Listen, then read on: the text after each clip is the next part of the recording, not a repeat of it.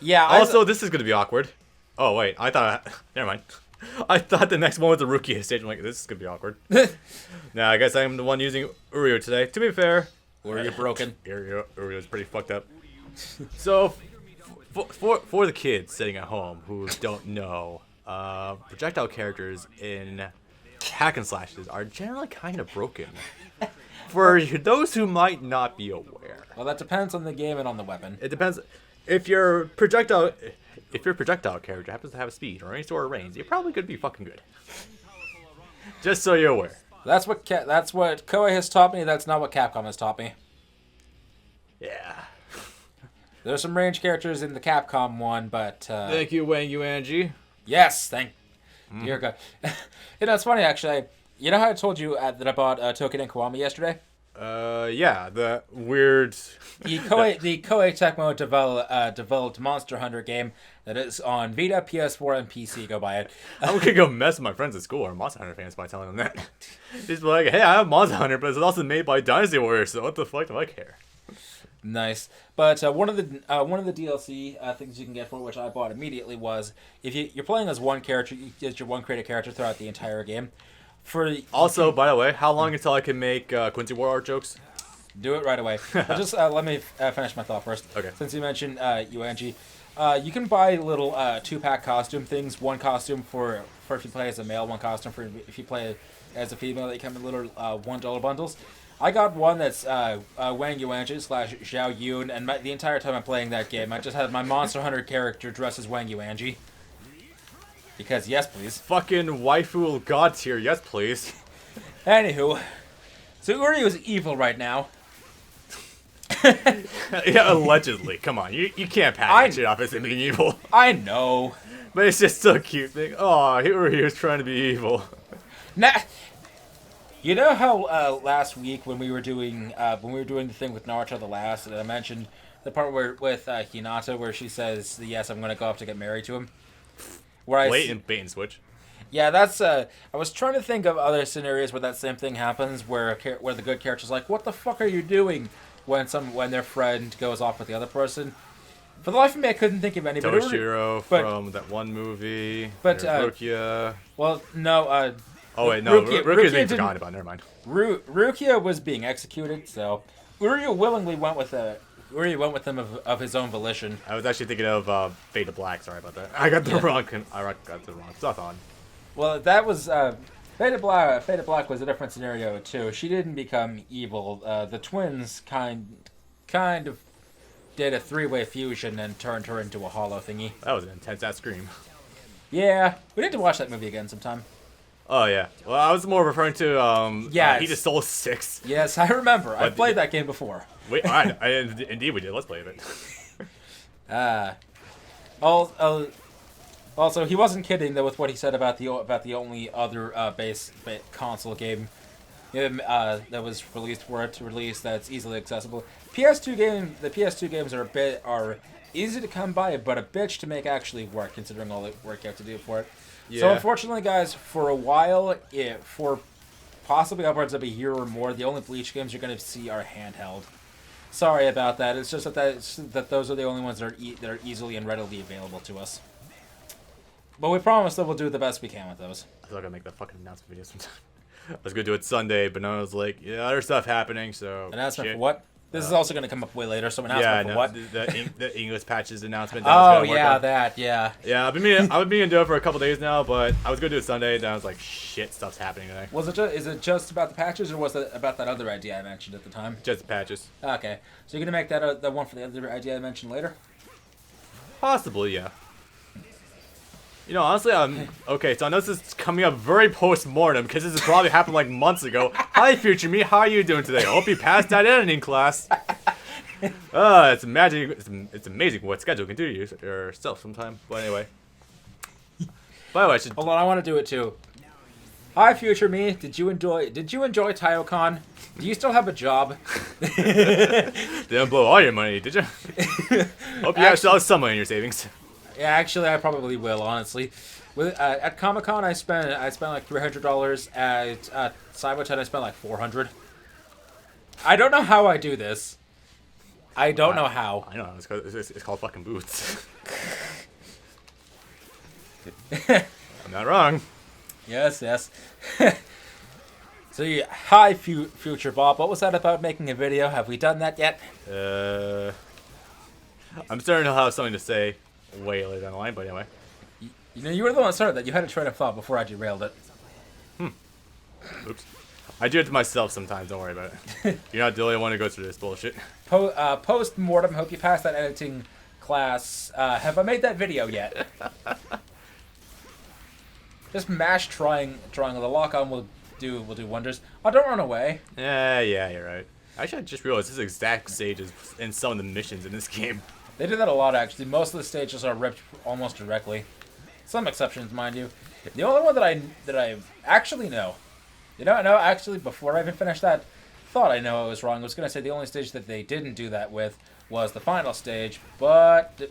Actually, I just want to put something out that I just realized is what makes Uryu like really just good fundamentally. The fact that you can, between arrows, you can actually like sidestep.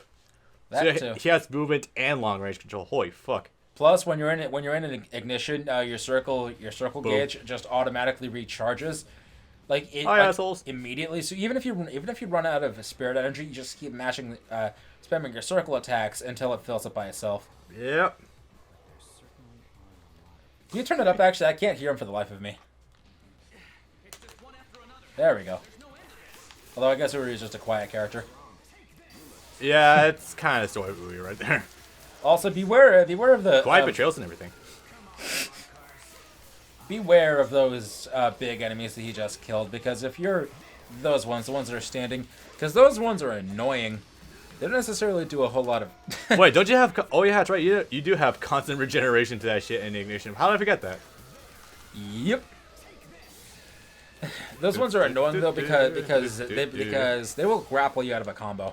Yeah, no, I've been having to happen a lot lately. They're annoying. They don't do too much damage considering health regeneration and whatnot, but they're still... what is? But they're still just annoying, though. It's funny, though, to think that for how basic of a hack-and-slash game this is the most overpowered I think I've ever seen a character in a hack-and-slash game be. I mean, if you're not using a PC trainer and setting everything to max, yeah, all of your gauges to infinite max, and one kid kill. If you have the execution for it, only other thing that really comes close in my mind is Virgil from Devil May Cry 3, and that's it. Do you get this level of insane upgrades though? Virgil himself is fucking ridiculous when it comes to stuff you can do. So arguably, yes. It's just the difference between like time and skill. Well, I'm not necessarily talking about technique. I'm talking about the upgrades, like all of the ridiculous character upgrades you get on the license board. All of the crazy overpowered shit they give you: the giant ass health bar, the regeneration, the 3 revivals. Do you get anywhere near that level of upgrade in any other game? Because I don't know any offhand. Well, Devil May Cry 3 Virgil does have access to insane juggle damage on top of... Well, he does have a much better maneuverability, funny enough. Much better crowd control than a lot of other characters. It's actually a good question. It's actually like more of a difference of format than anything else. Yeah. Also, it's time to beat up Grim. The Grim. The Grandma. Grimmy J. Grimmjow. Grimmjow. Oh, man. I'm never gonna get over that, by the way. You shouldn't. That's too good. Shattered Blade was an interesting game. Steve Bloom voicing Ukiura and a whole bunch of other bullshits. Yeah. So we're kind of just jumping all over, but oh, hey, I can see the scan lines. We just completely skipped over Zyle. Yeah. Oh my god, who else was just skip over? We skipped over...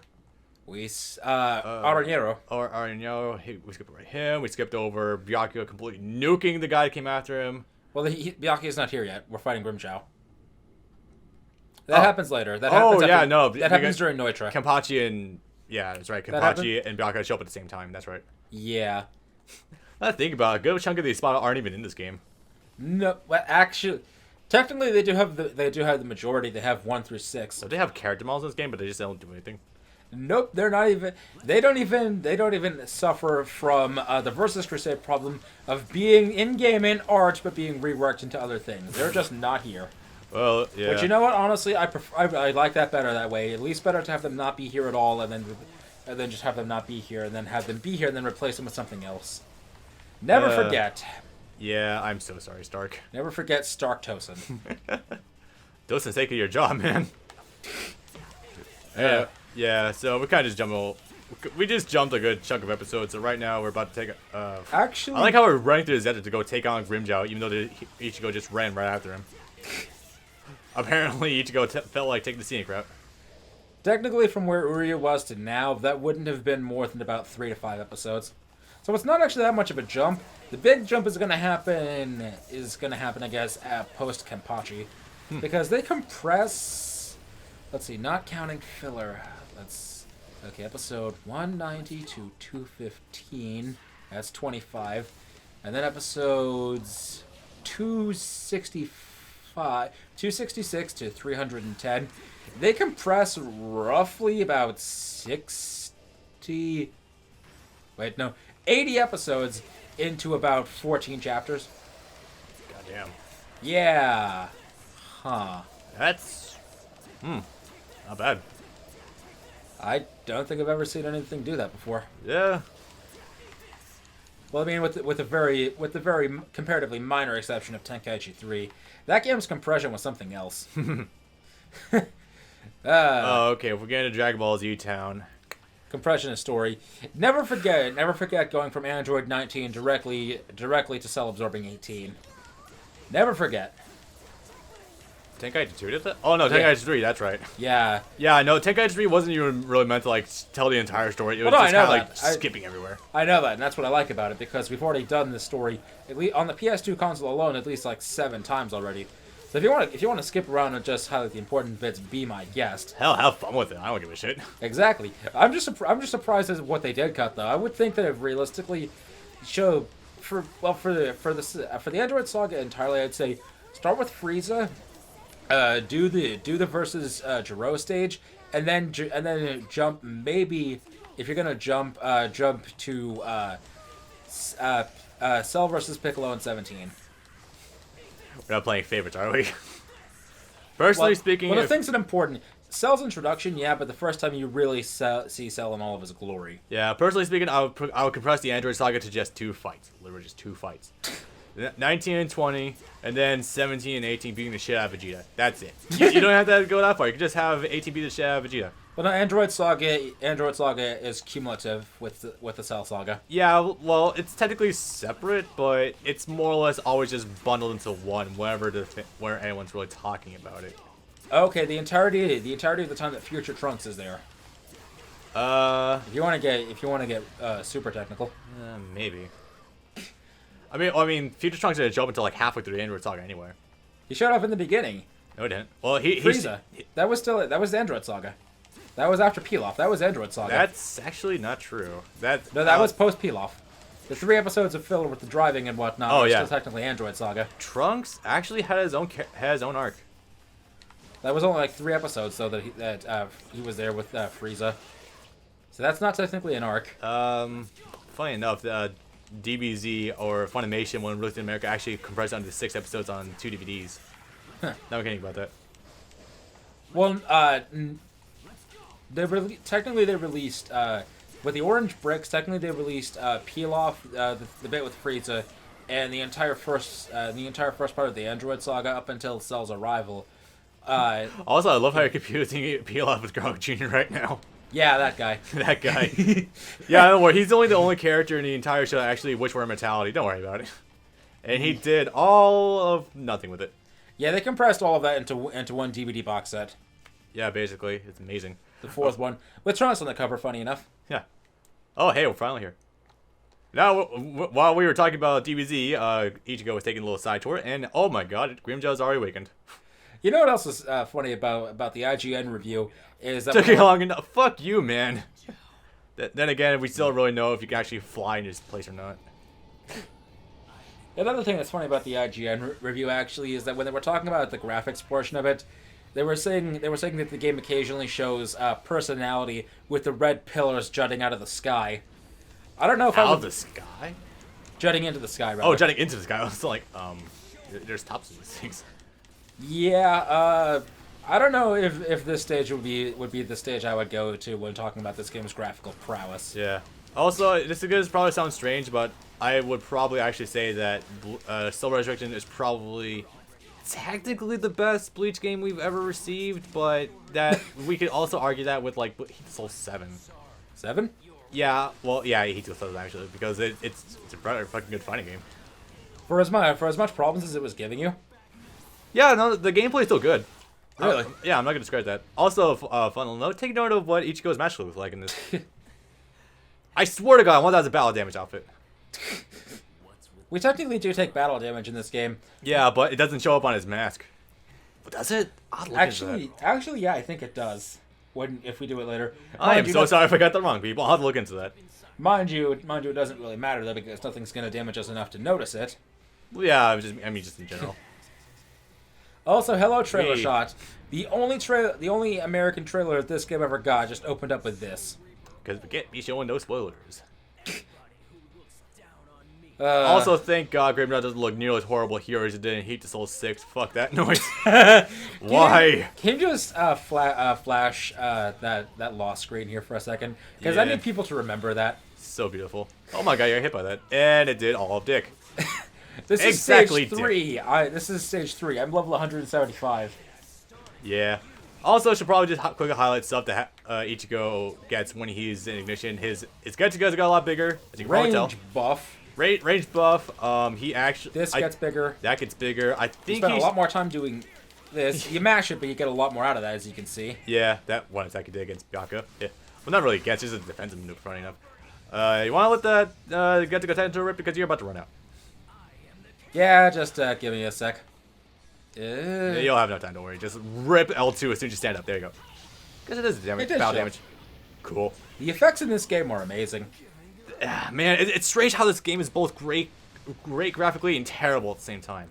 It's the backgrounds in the area around you are fine. The effects and the models themselves are amazing. It's just everything. It's the background that's the problem.